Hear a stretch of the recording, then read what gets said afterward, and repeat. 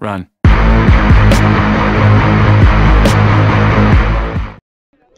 Bonjour à toutes, bonjour à tous, c'est Christelle pour les JAB Live. Ici, nous sommes en direct depuis Grand Puy 77.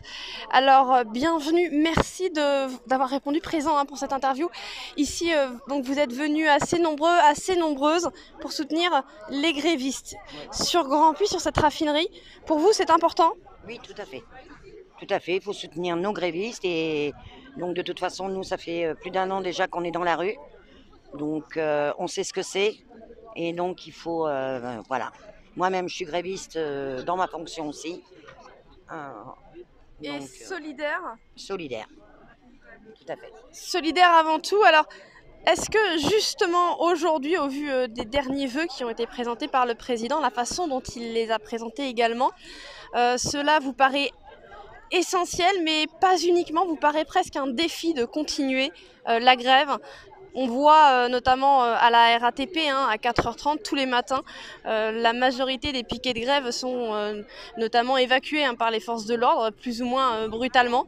Parfois utilisation de gaz lacrymogène, de bombes lacrymogènes, de coups de matraque, de charges, un peu partout sur la région parisienne, mais pas uniquement. Alors, vous avez conscience de ce que vivent aujourd'hui les gens de la RATP, mais également tous ces gens qui se mettent en danger aujourd'hui via cette grève? Bah oui, bien sûr, on a conscience et on sait comment ça se passe parce que le problème c'est que nous, ça fait comme on vient de dire, ma collègue, ça fait 1 an qu'on est dehors, ça fait 1 an qu'on se prend des coups et qu'on se prend la violence policière tous les 5 matins parce que quand on est en blocage ou quoi que ce soit, quand on bloque quelque chose ou quand on est en manif, surtout en manif. Et là, voilà quoi, les gens, la CGT, les FO, tout ça, ils voient que nous aussi, ce qu'on prend depuis 1 an, eux aussi ils les prennent. Donc le problème c'est que, et puis aussi au niveau de Manu, ses vœux, pour moi c'est de la merde, comme d'habitude. Ça a toujours été, hein. Donc après voilà quoi, ça ne changera rien, nous non plus on change pas. On restera dehors et voilà quoi, jusqu'à temps qu'il lâchera sa réforme et jusqu'à temps qu'on aura nos privilèges, qu'il lâche ses privilèges aussi, parce que les privilèges de ces grands messieurs là-haut, je suis hors de question qu'ils en ont autant. Moi, quand je pars en vacances, c'est mon salaire que je dépense. Moi, eux, quand ils partent en vacances, c'est notre salaire à nous. C'est pas les leurs. Quand eux, ils gagnent des sous, donc il faut qu'ils partent avec leurs sous, pas avec les nôtres. Donc après, voilà, il y a plein d'autres choses et tout, les privilèges. Surtout les privilèges et les taxes et tout ça. Le carburant, là, il est en train de remonter encore. Les gens, il faut peut-être qu'ils se réveillent, qu'on est sorti le 17 novembre 2018, on est sorti dehors à cause du carburant en hausse. Et là, à l'heure actuelle, il est encore plus haut que l'année dernière. Donc il y a un moment, il faut réagir. On était quasiment, je sais plus combien de millions dehors le 17 novembre. Et donc là, on est, je sais plus combien, on est à moins d'1 million. Il y a un vrai problème. Donc les gens, c'est à part s'ils ont peur, c'est se comprend d'avoir peur.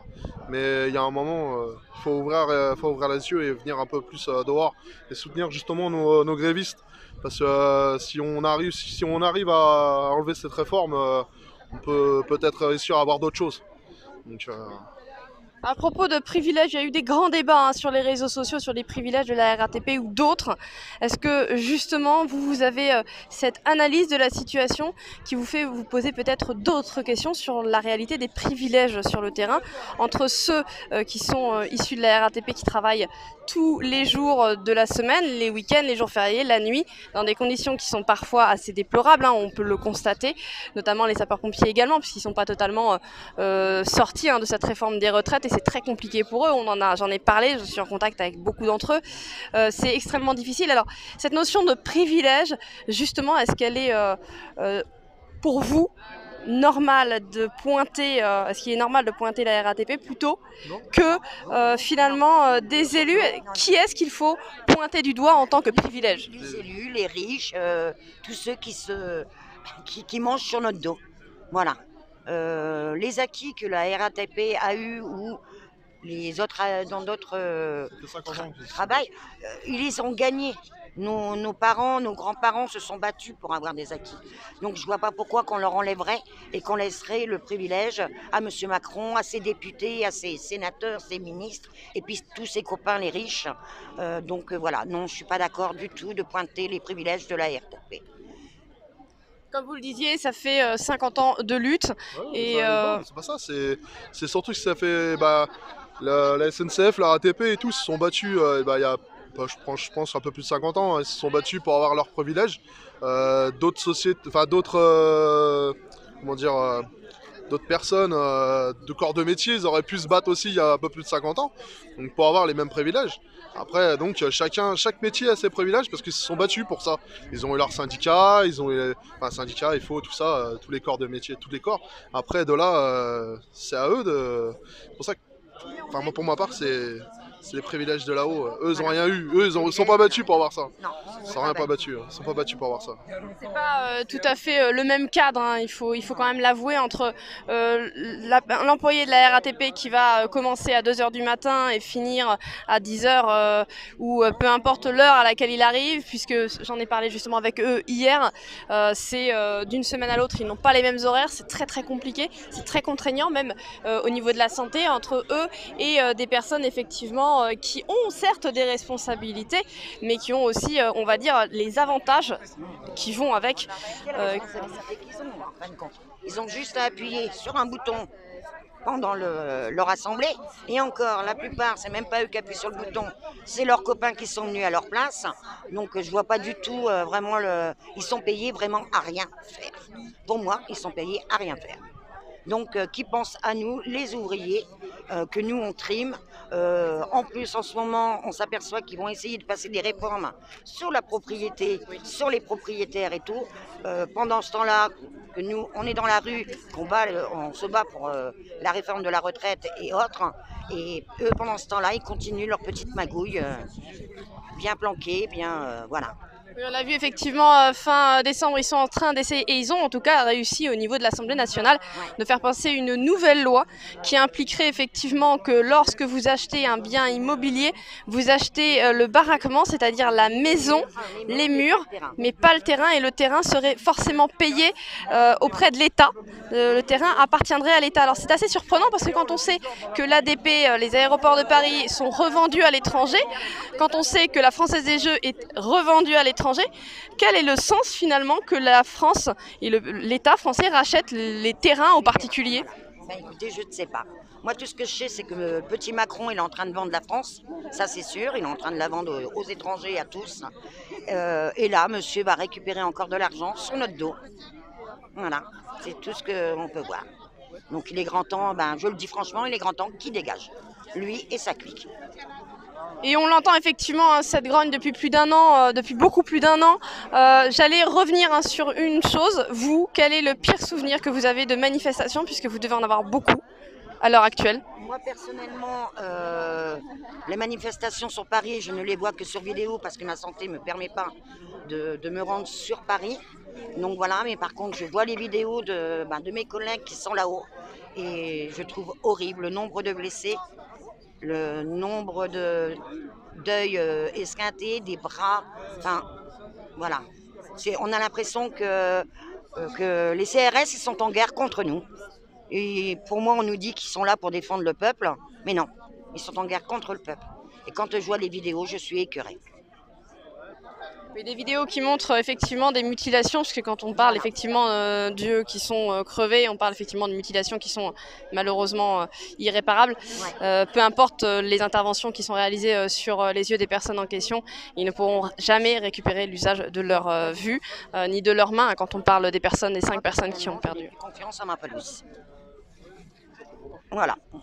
Ils me font peur. Parce que voilà, le droit ils ont un uniforme, voilà, donc ils ont tous les droits, on leur donne tous les droits. Et ils se mettent à hurler parce que M. Macron ne veut pas les écouter et tout. Mais s'ils jouaient le jeu avec nous, peut-être que ça serait déjà fait depuis bien longtemps. Les choses pourraient changer. Et vous, quel est votre pire souvenir de manifestation? Quel est le souvenir que vous auriez envie de partager aujourd'hui, de dénoncer? Il n'y a pas vraiment un pire ou quoi que ce soit. Quand on est en manif pour quelque chose qui nous déplaît pas, enfin qui nous déplaise, pardon. Donc après, voilà, on sait qu'à la fin de manif, de toute façon, pour partir de chaque manif, ils nous font, on prend du gaz, on prend des flashballs et tout ça. La violence, elle est là. Et voilà, moi je suis désolé, il y a une marche déclarée jusqu'à 19h, on doit être sur place jusqu'à 19h. Après de là, ok d'accord, on doit partir, mais pas avec de la violence. Donc après, on va dire souvent, avant 19h, ils nous font pousser, enfin ils nous dégagent avant 19h. C'est souvent, et ça arrive plus souvent que possible, enfin je crois que je devrais le dire tout le temps.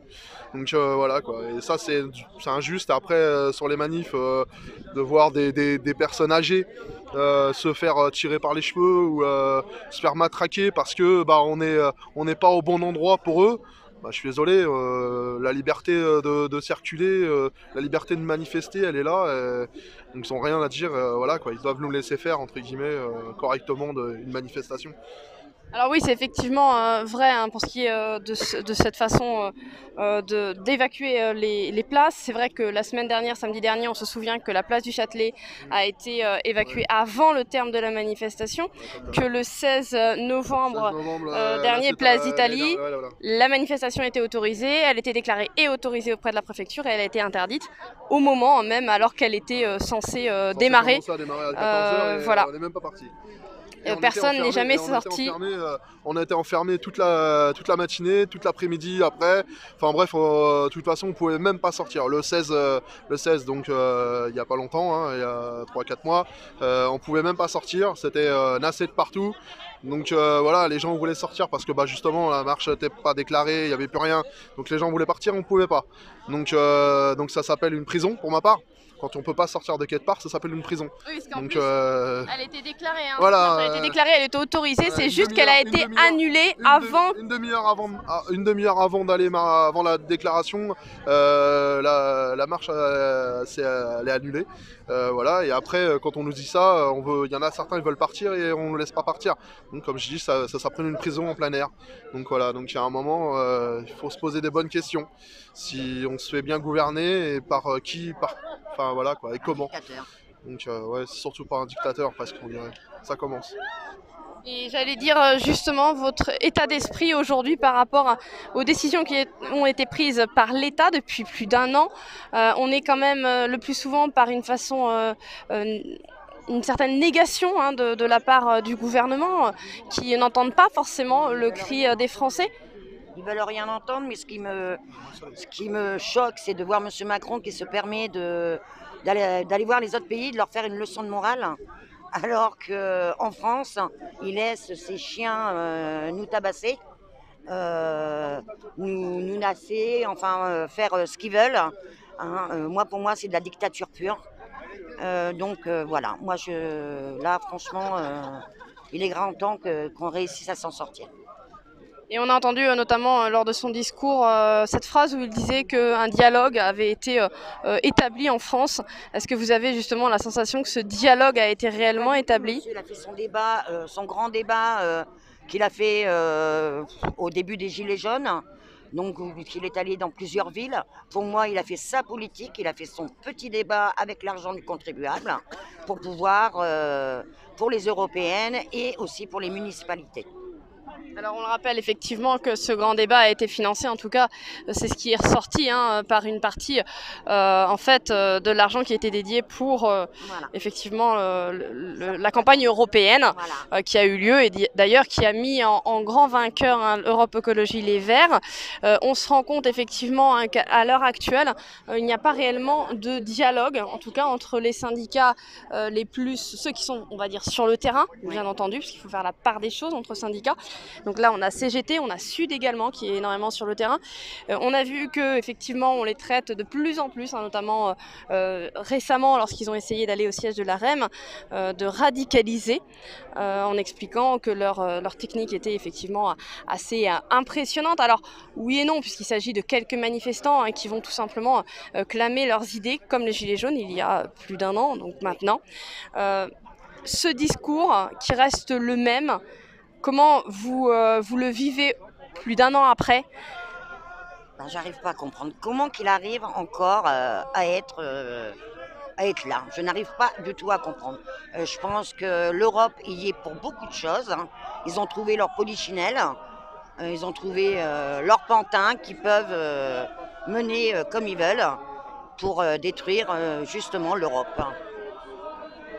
Et en tout cas, ici, c'est le peuple qui souffre. En tout cas, c'est ce que vous êtes venus soutenir, ces grévistes qui souhaitent faire évoluer non seulement leur métier, mais aussi le point de vue de l'État sur ces réformes. On parle de l'accès à la propriété, on parle également de la santé, puisque les réformes sur la sécurité sociale qui arrivent risquent d'être particulièrement violentes pour les gens qui sont suivis notamment par la CMU, ceux qui sont aidés. On pense notamment aux APL qui ont été retirés pour une partie aux étudiants, aux aides pour justement le logement qui ont été attribuées paradoxalement aux députés pour qu'ils puissent résider sur Paris, tout en sachant qu'il y a une grande majorité de députés qui ne sont pas présents dans l'Assemblée nationale tous les jours. Tout à fait. Tout à fait. Ils ont augmenté tous pour eux, mais pour nous, il faut tout descendre. Il faut, voilà. Sur les réseaux sociaux, depuis 2-3 jours, je m'aperçois que des gens se plaignent parce que leur APL, les allocations familiales au niveau enfant sont en train de baisser. Il y a aussi cette histoire de générique, les médicaments, où on ne pourra plus avoir le médicament qui nous convient, qu'il faudra prendre le générique, sinon on paye. Donc il y a beaucoup de choses, voilà. Je pense que pendant que nous, les Gilets jaunes, on était en train de se battre, ils ont fait plusieurs petites réformes à leur sauce. Et les gens s'en sont pas aperçus parce qu'on s'était vocalisé sur les taxes, on s'était vocalisé sur le RIC, on s'était vocalisé sur l'essence, les augmentations et tout. Et pendant ce temps-là, ils ont fait leurs petites réformes. Mais aujourd'hui, on entend beaucoup ce mot convergence. Vous le représentez quand même aujourd'hui en grande partie puisque les Gilets jaunes viennent assez régulièrement soutenir les grévistes, mais on parle généralement effectivement des grévistes. À la base, Gilets jaunes, c'est le peuple. Donc que tu sois gréviste, que tu sois gilet jaune ou quoi que ce soit, que tu sois syndiqué, que tu sois gilet jaune, syndiqué ou quoi que ce soit, tu es un peuple en colère. Là, à l'heure actuelle, on se bat pour une réforme. Qu'on se soit, donc là, on a de la chance, c'est que les syndicats se mettent dedans. Ils ont un pouvoir aussi, un pouvoir que nous on n'a pas contre anti-gilets jaunes. Parce que depuis un an on se fait pas entendre, mais on est dehors, mais par contre on se fait voir au lieu de se faire entendre. Mais eux ils se font voir, entendre, parce qu'ils vont dans les médias et tout ça. Nous aussi on va sur les médias aussi, mais avec une réticence, en disant ils savent pas parler. Ou quoi que ce soit, que eux par contre les syndicats savent parler, mais le problème c'est que ça soit le syndicat ou le gilet jaune, c'est un mec du peuple, c'est un mec qui était là, qui a fait des études aussi, donc on est tous égaux, donc on est là pour la lutte, mais on est là pour la lutte pour la même cause. Il y a ce jugement, vous avez l'impression en tout cas, qui résiste encore un an après le début du mouvement des Gilets jaunes, ce jugement qui veut effectivement que l'individu du peuple est beaucoup moins écouté parce qu'il vient du peuple. Ouais voilà, on est le peuple, on est beaucoup moins écouté. Pourtant, je suis désolé, c'est grâce à nous qu'ils sont élus, c'est grâce à nous qu'ils ont autant de choses dans la vie. Donc c'est plutôt, normalement, c'est même nous qui doivent... c'est nous les patrons normalement, donc, et là on ne nous écoute pas. Là voilà, ça fait un peu plus d'un mois, un mois et demi qu'il y a des gens qui sont en grève. On les entend pas, c'est pas normal. S'il y a quelque chose qui ne va pas, si les gens sont dehors, c'est quelque chose qui ne va pas. Donc il y a un moment, il faut les écouter. En clair, ça fait depuis 2 jours, je crois, que Bruno Le Maire a demandé à ce que la grève s'arrête. Est-ce que c'est justement une solution ? Pas du tout. C'est pas du tout une solution. On n'est pas ses enfants pour qu'ils nous ordonnent de faire ce qu'ils veulent. Donc, à partir du moment qu'il nous dit que la grève s'arrête, non, elle continuera. Et dans tous les corps de métier, je pense qu'il y aura... il y a un appel le 9 janvier, excusez-moi. Il y a un appel et je pense qu'on sera beaucoup, sur place. Donc on le rappelle effectivement sur Paris. On se rend compte que c'était une conversation très intéressante avec vous, en tout cas, que vous soyez du peuple ou pas, la question ne se pose même pas. Ici, on réfléchit notamment à l'avenir de ceux qui produisent le PIB, donc le produit intérieur brut du pays. Aujourd'hui, c'est bien le salarié, c'est bien l'employé qui produit ce produit intérieur brut et qui permet finalement à l'économie de fonctionner dans le monde. Merci infiniment à vous d'avoir participé. Je vais juste prendre vos prénoms. Véronique. Guillaume. Merci à Véronique et Guillaume, c'était Christelle pour les Live, ici dans le 77 à Grand-Puy.